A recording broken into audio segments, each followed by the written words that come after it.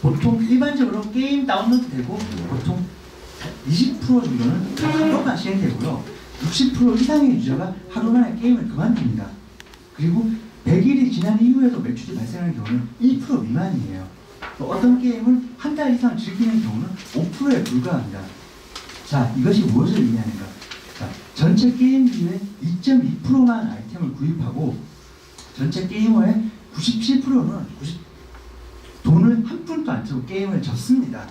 예, 그러다 보니까 상위 10% 유저가 전체 매출의 50%를 차지하게 되었어요. 자, 이러다 보니까 굉장히 합리적인 접근을 할 수밖에 없습니다. 첫째, 돈을 안 쓰는 유저라도 우리 게임에서 매출을 발생시키게 하려고 그러면 우리 게임의 광고 슬롯을 팔거나 하는 식으로 유저가 돈을 쓰지 않더라도 우리 게임에 유저가 있다는 사실을 활용해서 매출을 발생시킬 수 있는 모델이 사실은 지난 몇 년 동안 각광을 받았고요.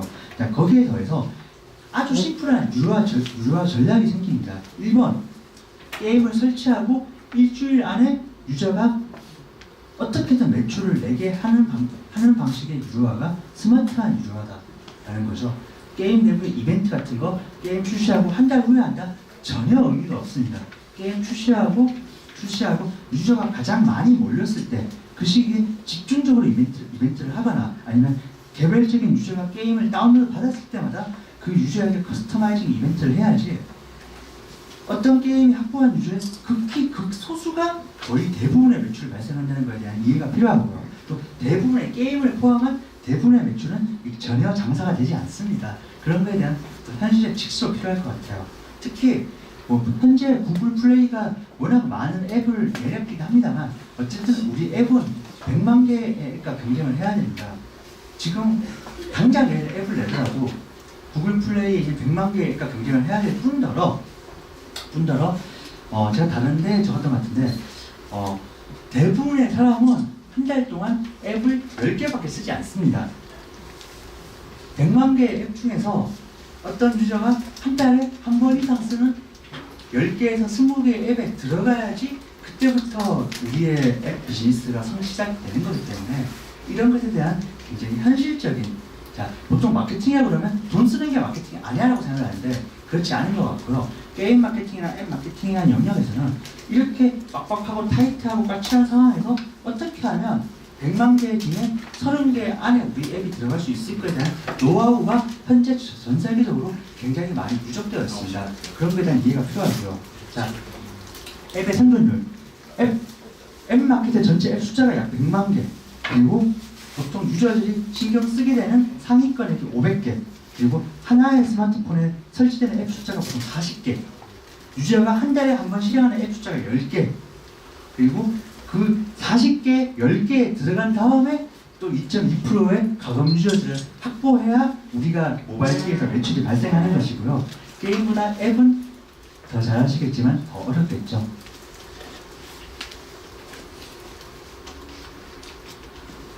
그러다 보니까 아까 말씀드린 앱 마케팅 노하우처럼 앱 디스커버리 이슈라고 그러는데 어떤 식으로든 우리 앱을 유저가 받게 하는, 검색했을 때 유저가 우리 앱을 쉽게 찾을 수 있게 하는다.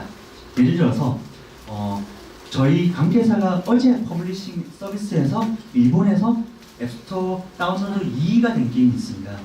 쉽지 않은 일입니다.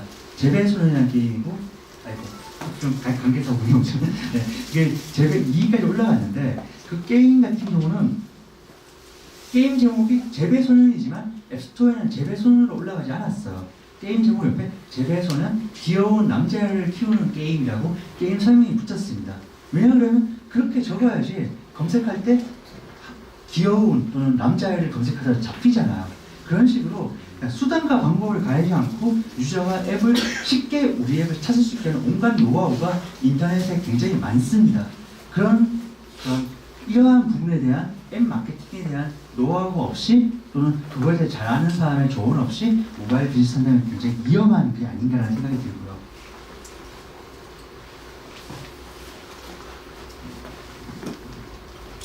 기술적인 얘기입니다만 그러다 보니까 이런 앱 인덱싱이나 앱 자체를 검색하는, 원래는 앱 안에 있는 문자열은 검색이 안 되잖아요. 원래는 될 수가 없잖아요. 최근 구글이나 애플이 그런 앱 안에 있는 문자열도 검색을 해가지고 검색 엔진에 노출시키는 거에 대한 이슈가 좀 핫한데, 이런 식으로 지금 사실 구글 플레이와 애플 앱스토어라는 굉장히 제한된 환경을 통해서만 전 세계 앱이 유통되고 있는 상황이고, 그런 상황에서 이런 어떻게 하면 유저한테 우리 앱을 잘 전달하고 유저는 내가 찾고 싶은 앱을 잘 찾을 수 있게 하는 것에 대한 기술적인 마케팅적인 이슈가 굉장히 많습니다.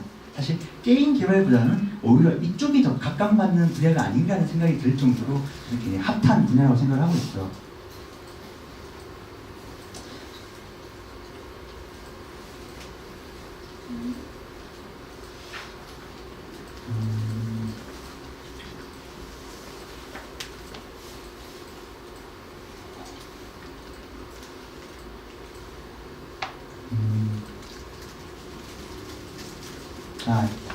죄송합니다. 페이지가 좀 왔다 갔다 하네요.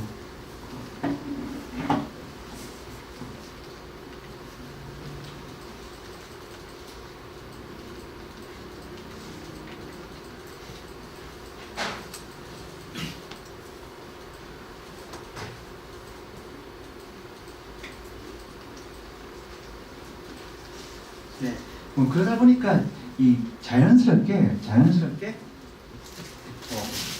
이런 어떻게 하면 우리 앱을 다운로드 받게 할 것인가. 1번. 자, 그 상황에 제가 아까 말씀드렸죠. 유저가 보통 게임에 들어가서 하루 만에 도망가 버립니다. 여기 계신 분들도 앱 한번 받아봤다가 바로 그 앱 꺼버리는 거 굉장히 많으실 거예요. 어떻게든 1일, 3일, 3일, 일주일 안에 돈을 쓰게 하자. 유저가 앱을 다운로드 받게 하고, 그리고 한 달 안에는 가금을 유도해야 우리 게임에 매출이 발생을 할 수밖에 없고, 자, 그리고 그렇게 초창기에 매출을 발생시켜야지 그 앱 순위에 높은 순위에 올라갈 수 있어서 그걸 보고 다시 들어오는 유저가 생기게 되고, 그 상황에서 어떻게든 컨텐츠 확충해서 한 번이라도 우리 게임과 앱을 받았던 사람이 다시 오게 하고, 이런 어떤 모바일 게임 서비스의 주기가 이미 정석이 되어가고 있습니다. 이런 정석에 대한 어떤 깊은 이해가 앞으로 게임 개발이나 앱 개발 서비스에 필요한 부분이 아닌가 싶고요.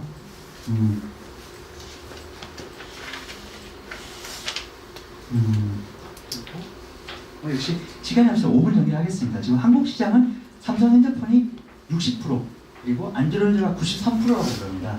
네, 거기에 또 그 전체 앱 매출의 91%가 게임이라고 그러고요. 이런 상황이, 자, 여기서 중요한 게 지난 2년 동안 이렇게 매년 500%에서 1000%씩 성장을 하다 보니까 이제 사실은 이제 한국 시장에서 다운로드는 정체가 되기 시작했습니다. 더 이상의 애니팡은 없을 거예요. 그거에 대한 이해도 필요합니다. 지난 2년 동안 한국 시장이 워낙 드라마틱한 성장을 해왔었기 때문에 지금 보시면 이런 시장의 발전 속도가 인도, 러시아, 중국 말할 것도 없죠. 인도, 러시아, 브라질 같은 나라들이 한국 시장보다 다운로드는 더 많이 발생을 하고 있거든요. 그렇다면 지표는 뻔하죠.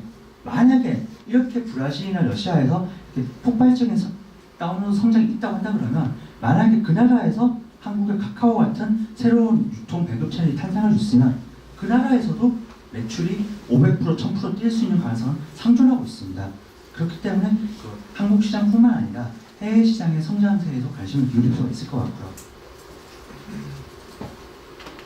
그리고 다들 아시는 이야기지만 이런 매출 상위 50위 안에서 카카오 게임이 올해까지는 70%를 차지했습니다. 근데 현재 점점 카카오 게임의 매출 비중이 낮아지고 있고요. 이 추세는 해외 게임들이 많이 들어오시면서 점점 아마 카카오 게임 비중은 조금씩 내려갈 것 같아요. 물론 그 인기 순위 1등부터 20등 안에는 카카오 게임이 굉장히 많을 것입니다.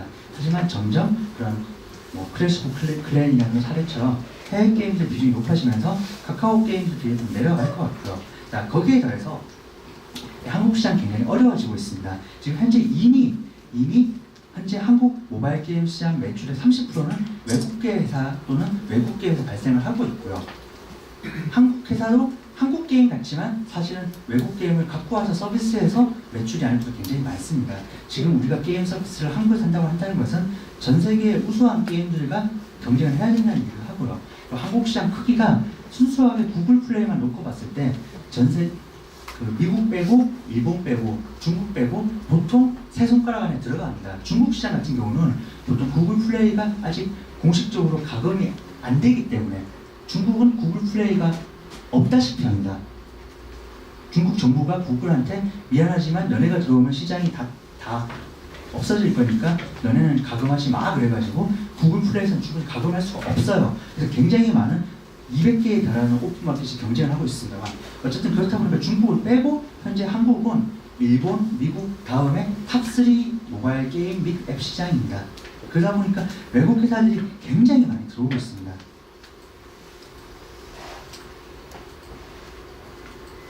뭐 그런 상황에서도 뭐 CJ 넷마블이 매출 30% 갖고 가고 있고 CJ가 30%, 이메일가 15%, 컴퓨터 게임이 합쳐서 한 15%이기 때문에